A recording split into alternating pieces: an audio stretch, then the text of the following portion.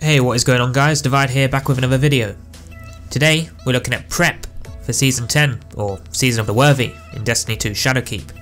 There's not much you can do in terms of prep like the past few seasons compared to seasons from Year 2. However, there are ways you can do a little prep to give yourself a head start when a new season launches, presumably on March 10th, so not too far away now. Anyway, I'm going to break up the video into sections with timestamps so you guys can skip ahead to the parts you want to see specifically. Or you can just watch the whole thing, up to you.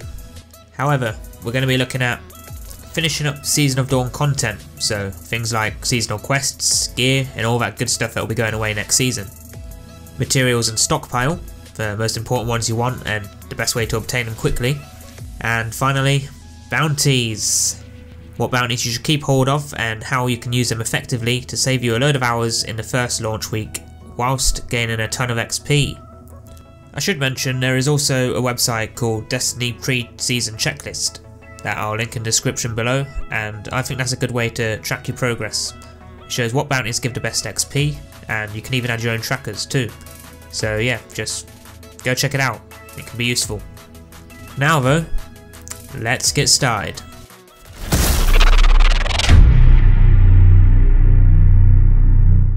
So some of the Season of Dawn content will be going away next season. So that'll be any seasonal quests given by Osiris and Saint 14, as well as pinnacle weapon quests. That'll be the Gambit shotgun quest, the Crucible linear fusion rifle quest, and the Vanguard sidearm quest. So be sure to get those done before next season if you want those rewards, as you probably won't be able to get them again once they're gone.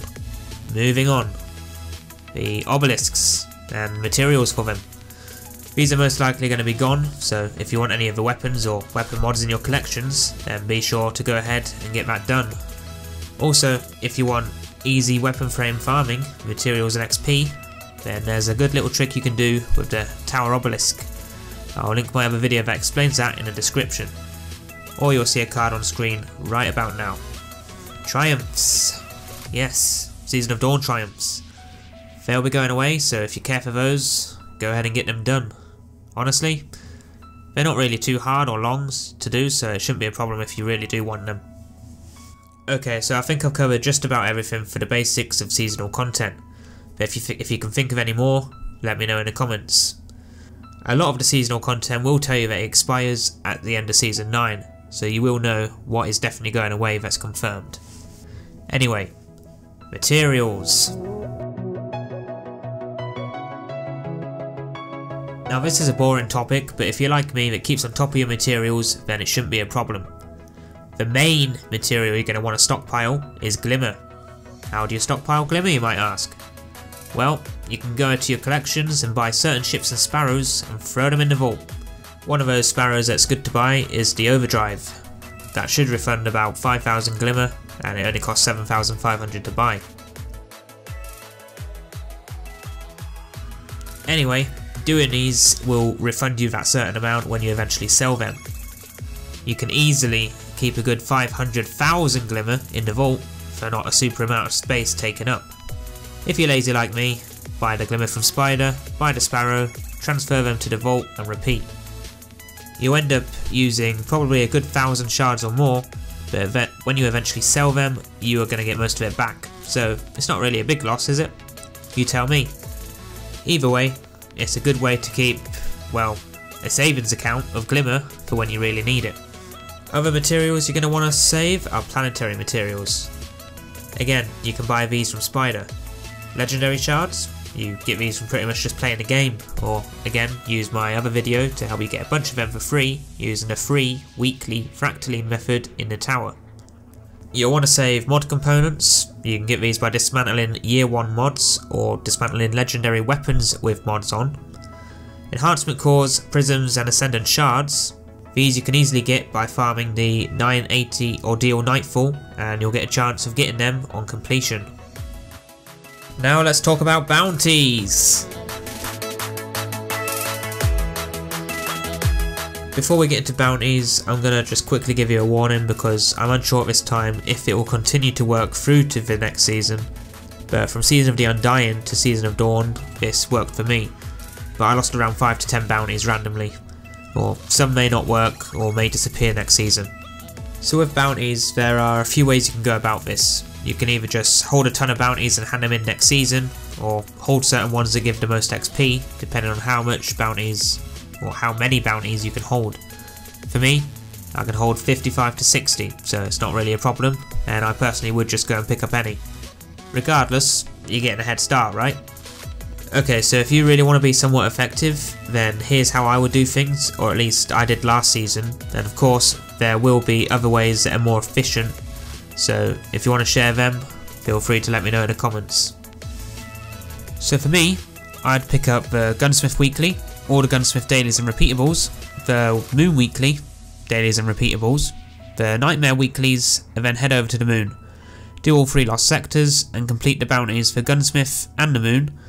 Once you've done the Moon Weekly Lost Sector bounty, you should have done the Gunsmith and the Moon bounties, holding around 15 to 20 completed bounties. This should so far have taken you around 20 to 30 minutes to complete at an average pace. Now go ahead and pick up the Vanguard, Crucible and Gambit Weeklies and Dailies. Complete all of them.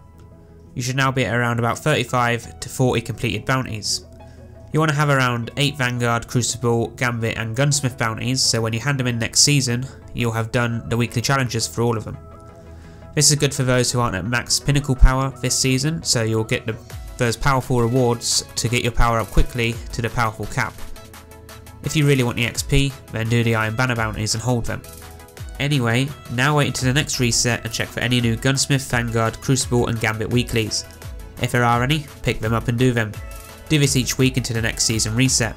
Hopefully, you will manage to get a good 25 to 30 weekly bounties completed. That alone is around 360,000 XP if I calculated that correctly. 30 bounties times 12,000 for the weeklies. That's not including the dailies, which is half the amount, and repeatables. Of course, repeatables will not give as much as the dailies, so if you want to be more efficient with it, do all the dailies including planet dailies, and don't bother with the repeatables.